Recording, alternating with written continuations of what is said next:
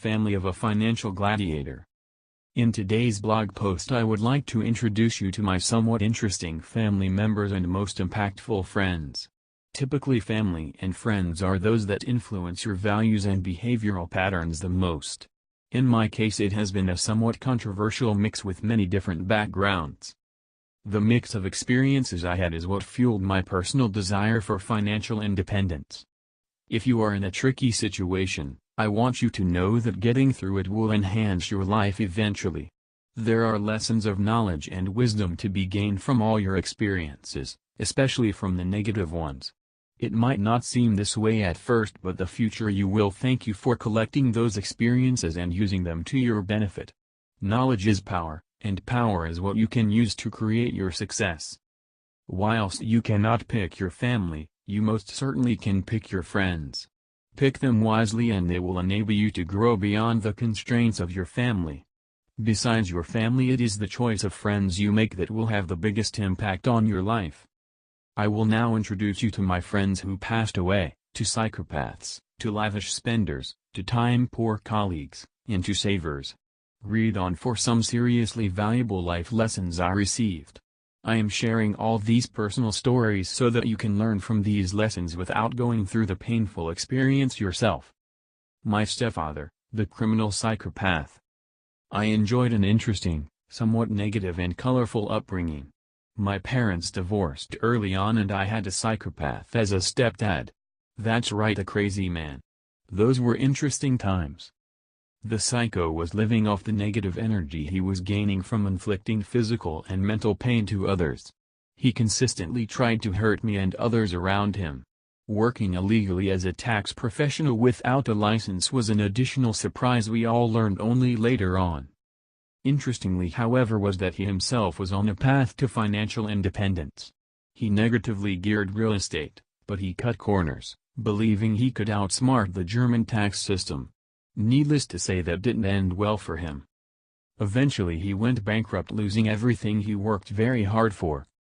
It taught me that no matter how fast you can run, karma will get you eventually. The second thing that became clear to me was that it never pays off to do illegal things. Today he has to hide from his previous friends, his family, the government, and ex-clients who sued him in a class action suit. I drew many valuable life lessons from that once negative experience. Most importantly, I would never want to end up like this guy did. My mother, the spender. My mother never learned to manage her money properly. She has been spending everything she has for as long as I can remember, consuming like there was no tomorrow.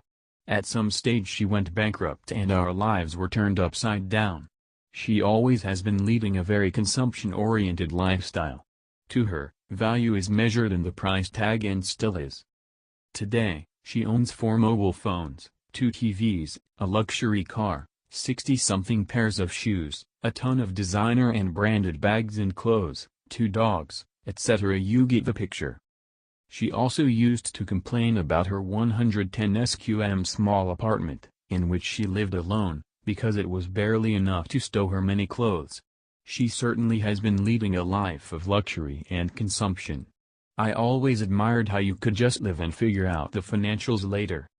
For all the financial flaws I described above, my mother did spend a lot of time educating me, sparing no expense, and helping me through my early school days. She taught me that to live a full life, money is important.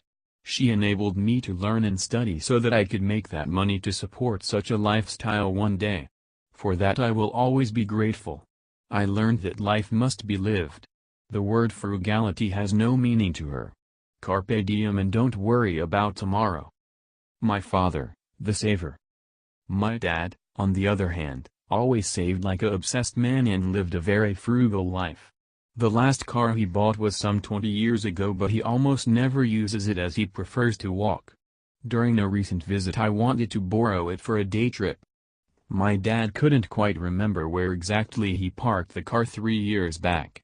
He reminds me a lot of Mr. Money Mustache. My dad, in contrast to my mother, saved so much that he stopped working when he reached 45 years of age. He saved himself to financial freedom. My dad knew he couldn't do his job forever for medical reasons. An allergy eventually forced him to quit practicing as a doctor and he had to establish a new income streams mid-career. Eventually he focused on international trade where he made a decent amount of money. A few years back he started traveling the world following some deep discussion on the meaning of life. He visited almost 100 countries now. I can't believe he overtook me a few years back. He is still frugal, and albeit being able to afford it, he always travels with a few loaves of bread and Polish sausages to save on eating out. Spending money in restaurants and bars is something he thoroughly disagrees with. My dad taught me to value every dollar, save, and live frugally. Value is derived by utility to him. Well, I am really terrible at being frugal, but I took his value approach on. He taught me to invest safely and not to take any unnecessary risks when it comes to money. He was the first to show me directly how someone can live off passive income streams. These were all lessons which I will always treasure. My grandparents, the cautious survivors. My grand and great-grandparents survived the outcome of World War I and World War II in Germany, Poland, and the Ukraine. They had to flee their hometowns, rebuild their lives from scratch, and their families scattered across France, Canada, Germany, and Poland. We have lost touch with most of them over the decades. I personally only met a few. My Ukrainian side of the family used to be filthy rich in the past, even owning oil fields, large amounts of real estate, and were all educated. When war breaks out, all of the wealth doesn't matter unless you are diversified. You just need to run for your life, hoping to start over elsewhere. Their real estate and businesses were appropriated by the state, never to be returned. Nobody really remembers how rich they were, or how much they lost.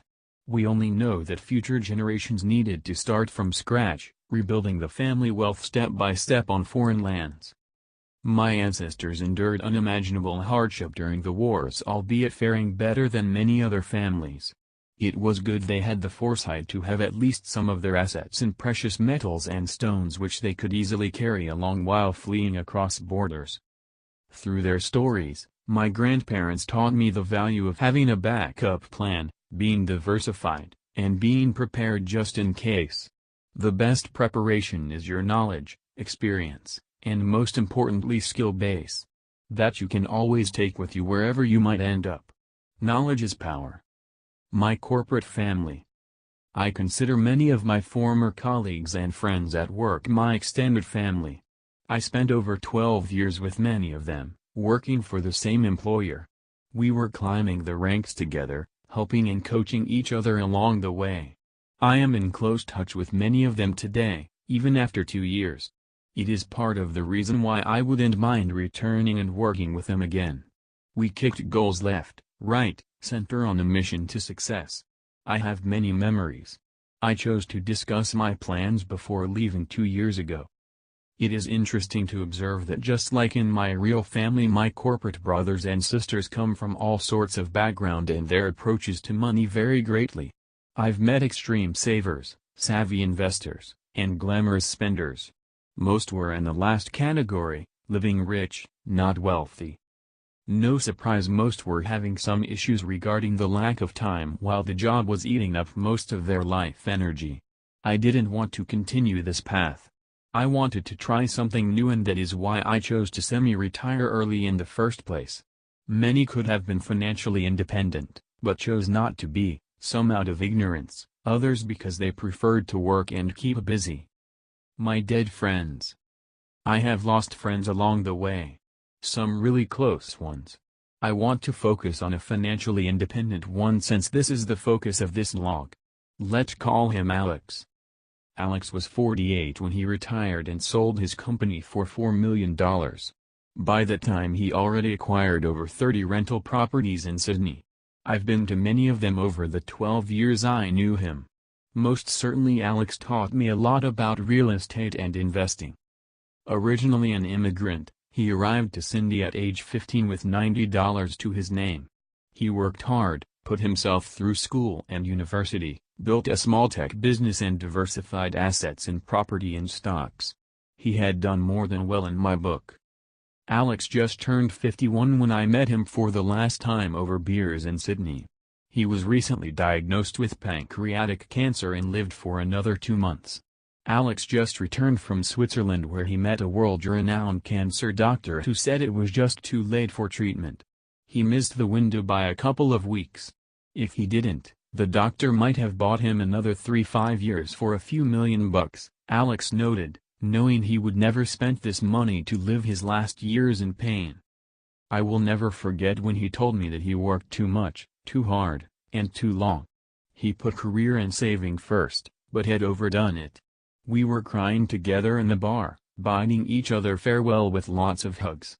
I haven't cried since the days of my psychopathic stepdad mentioned before. Alex taught me that life is short. He reminded me that life is there to be lived. Everybody needs to balance living today and saving for tomorrow. The Financial Gladiator, a mix between prepared frugality and luxury. So you see, I am a mix of all of the above key influencers in my life. I enjoy luxury and great experiences. I never save on good food, quality accommodation, self-development, or travel. Life is too short to do that. That is why I worked hard to increase my income throughout my early career. I also diversify my personal risk by acquiring as many citizenships as possible, legally of course, and investing across various borders. I hold small cash holdings across 4 countries today in 4 different currencies. Cash was king, it is no more. It is just enough to survive if I have to run for whatever reason. Whilst being a global citizen who enjoys some luxuries, I also like to see my savings grow over time. Consequently, I adopted some of the practices learned from my dad and other more frugal but successful friends. Strategies that made me a financial gladiator today include not falling for the debt trap, living below my means especially when it comes to accommodation and cars, and to not spend on stuff that doesn't improve my happiness levels. I'm curious to hear from you about the people that influenced you on the path to financial independence. Are you depriving yourself today to support the future you tomorrow? What motivates you to achieve financial independence? For freedom and to live your dreams. Your Financial Gladiator.